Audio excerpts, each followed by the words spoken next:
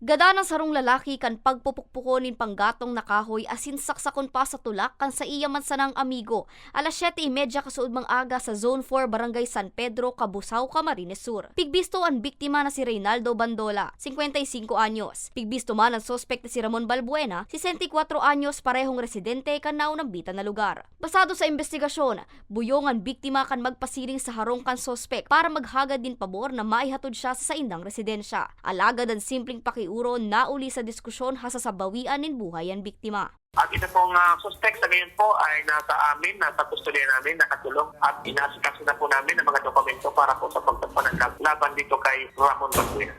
Dead on arrival sa ospital ang biktima mantang voluntaryo naman na suminuko sa otoridad ang sospek asin pig-surrender ang ginamit kaining kutsilyo sa pananaksa. Naatubang siya sa kasong homicide. Kami po ay nanawagan na hanggat maaari kapag po tayo ay nakakainom ay sana po isa check natin huwag tayo sa ulo. Huwag mainit ang ulo, huwag kung medyo may lasing na, mag-uwi na lang po siguro, huwag nang magpasaway, huwag nang mangulit. At yun naman pong mga tao na nakukulitan na dagdag pasensya hanggat maaari dagdagan natin ang ating pasensya. Pigpapatentehan na sa saindang residensya ang biktima.